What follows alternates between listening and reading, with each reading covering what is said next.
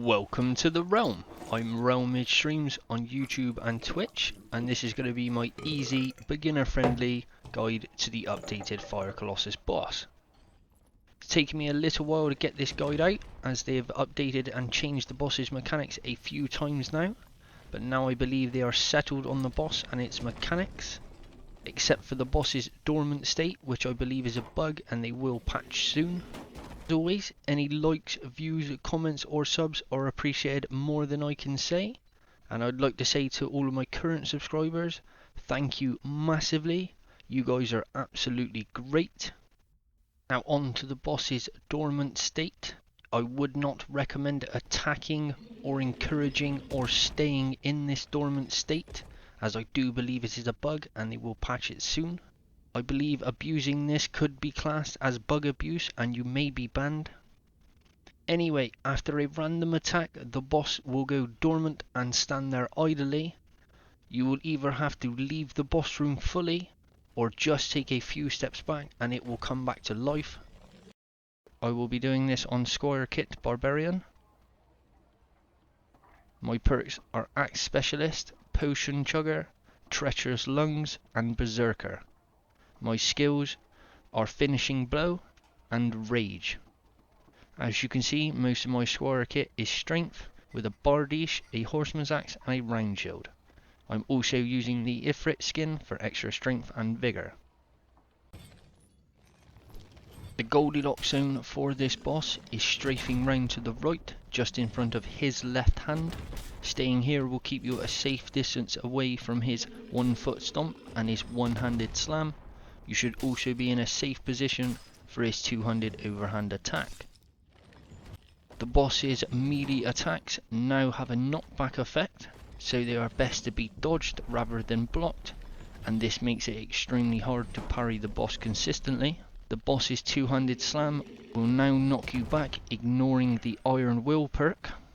Also, the boss's 1-foot stomp and overhand slam have a small knockback effect if you are hit. We'll start with the boss's overhand slam attack. The key signal for this attack is the boss raising both hands above his head as he takes a step forward. This attack is fairly easy to dodge, you just have to jump as the hands are coming down. You should also be ready to deal damage during this attack as he takes a moment to reset.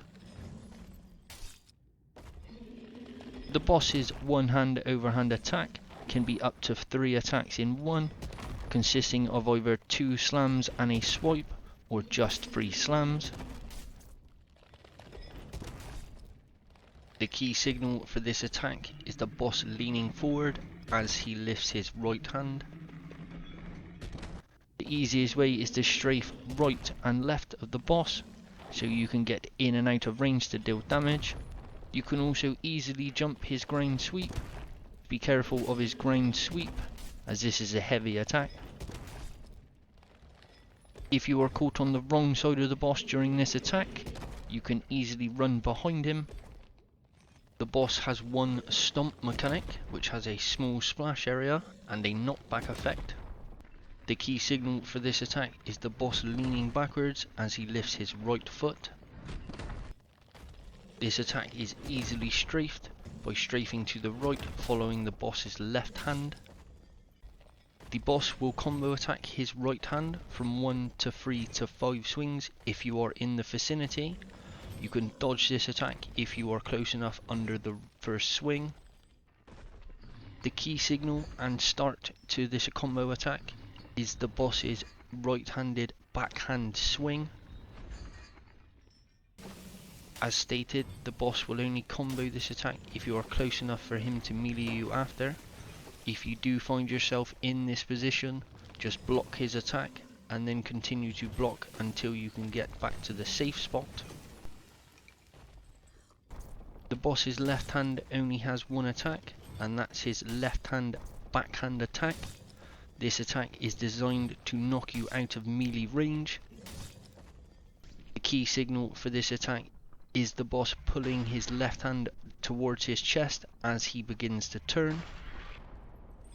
To avoid this attack, just strafe backwards and to the right of the boss's left hand.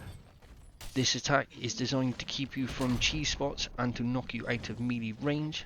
The boss can turn anywhere from a 45 degree to 180 degree angle on this attack. On to phase 2. The signal for this is the boss getting down on all fours and melting off his shackles. This is when I switch to my horseman's axe and my round shield for safety.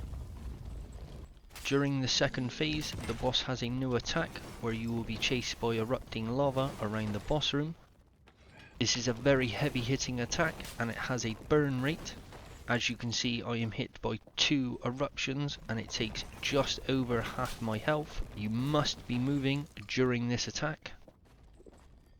The key signal for this attack is the boss bending over and sticking his left hand in the floor of the boss room. The easiest way to deal with this attack is to use your D key to strafe around the boss while consistently dealing damage. During the second phase, all of the boss's melee attacks will now splash lava, so you have to stay in the Goldilocks zone and strafe to the right and left depending on which arm is swung at the time. As you can see now, the right arm is swung, so I crouch to the right. The left arm is swung, so I crouch and move to the left.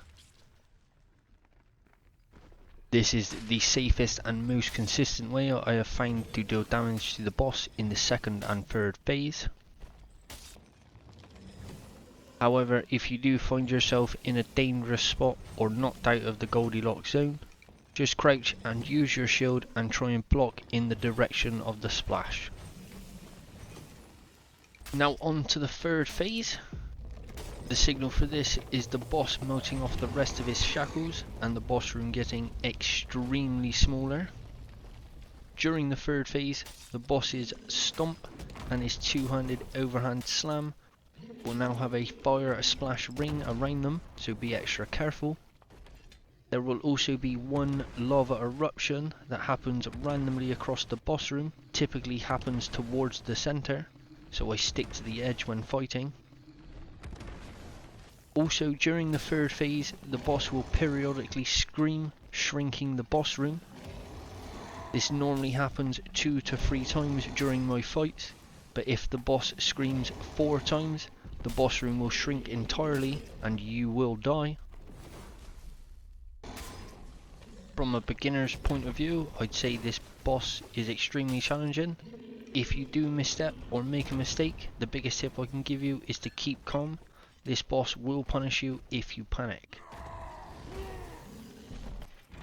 Well, if you have made it this far, I genuinely thank you massively. You guys are great. I do seriously hope that this guide can be helpful to the community in any way, shape or form. Once again, I've been Realm Streams on YouTube and Twitch. As always, any likes, views, comments or sub are massively appreciated, more than I can say. As always, if there's any boss guides or any guides in general you would like to see, let me know down below in the comments and I'll try my best to get them done. To all the beginners out there, good luck learning this boss, and anyone else, good luck in the dungeons. And I hope you all enjoy the fight.